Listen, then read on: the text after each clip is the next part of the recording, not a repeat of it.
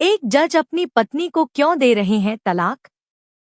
आपके रोंगटे खड़े कर देगी ये वाली सच्ची घटना। कल रात एक ऐसा वाकया हुआ जिसने मेरी जिंदगी के कई पहलुओं को छू लिया। करीब 7 बजे होंगे, शाम को मोबाइल बजा। उठाया तो उधर से रोने की आवाज। मैंने शांत कराया और पूछा कि भाभी जी आखिर हुआ क्या? उधर से आवाज आई, आप कहाँ हैं और कितनी देर में आ सकते हैं? मैंने कहा, आप परेशानी बताइए। और भाई साहब कहाँ है, माताजी किधर हैं, आखिर हुआ क्या? लेकिन उधर से केवल एक रट की, आप आ जाइए। मैंने आश्वासन दिया कि कम से कम 1 घंटा पहुंचने में लगेगा। जैसे तैसे पूरी घबराहट में पहुंचा। देखा तो भाई साहब, हमारे मित्र जो जज हैं, सामने बैठे हुए हैं। भाभी जी रोना चीखना कर रही हैं। 12 साल का बेटा भी परेशान है, 9 साल की बेटी भी कुछ नहीं कह पा रही है।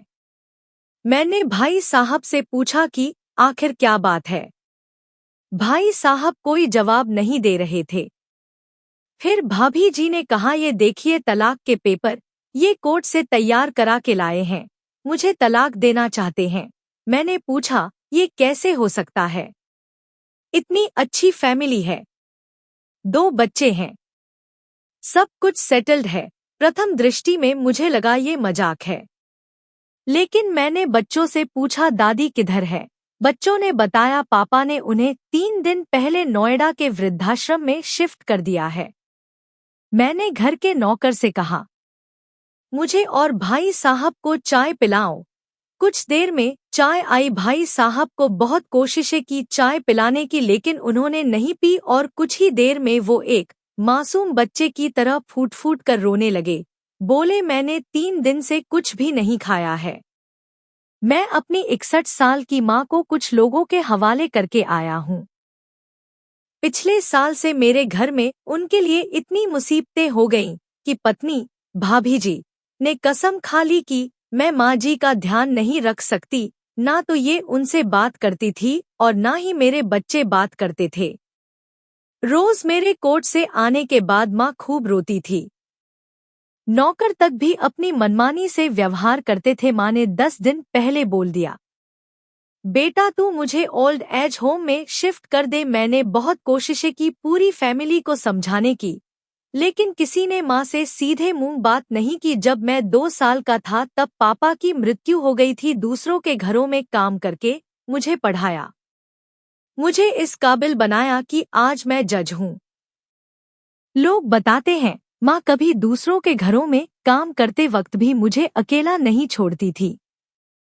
उस माँ को मैं ओल्ड एज होम में शिफ्ट करके आया हूँ।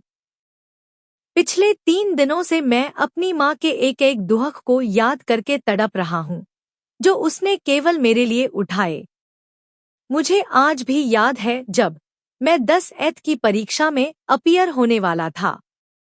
माँ मेरे साथ रात रात भर बैठी रहती। एक बार माँ को बहुत फीवर हुआ, मैं तभी स्कूल से आया था। उसका शरीर गर्म था, तप रहा था। मैंने कहा, माँ तुझे फीवर है? हंसते हुए बोली, अभी खाना बना रही थी इसलिए गर्म है। लोगों से उधार मांग कर मुझे दिल्ली विश्वविद्यालय से LLB तक पढ़ाया। मुझे ट्यूशन तक नहीं पढ़ाने देती थी कि कहीं मेरा टाइम खराब ना हो जाए। कहते कहते रोने लगे और बोले, जब ऐसी माँ के हम नहीं हो सके तो हम अपने बीबी और बच्चों के क्या होंगे? हम जिनके शरीर के टुकड़े हैं, आज हम उनको ऐसे लोगों के हवाले कराए जो उनकी आदत, उनकी बीमारी, उनके बारे में कुछ भी नहीं जानते। जब मैं ऐसी माँ के लिए कुछ नहीं कर सकता तो मैं किसी और के लिए भला क्या कर सकता हूँ?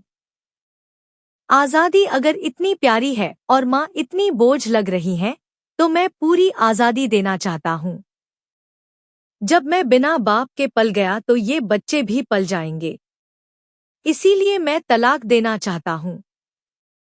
सारी प्रॉपर्टी इन लोगों के हवाले करके उस ओल्ड एज होम में रहूंगा। कम से कम मैं माँ के साथ रह तो सकता हूँ। और अगर इतना सब कुछ करके माँ आश्रम में रहने के लिए मजबूर है, तो एक दिन मुझे भी आखिर जाना ही पड़ेगा। माँ के साथ रहते रहते आदत भी हो जाएगी। माँ की तरह तकलीफ तो नहीं होगी। जितना बोलते उससे भी ज्यादा रो रहे थे। बातें करते करते रात के 12:30 हो गए। मैंने भाभी जी के चेहरे को देखा। उनके भाव भी प्रायश्चित और ग्लानि से भरे हुए थे। मैंने ड्राइवर से कहा, अभी हम लोग नोएडा जाएंगे। भाभी जी और बच्चे हम सारे लोग नोएडा पहुंचे। बहुत ज्यादा रिक्वेस्ट करने पर गेट खुला।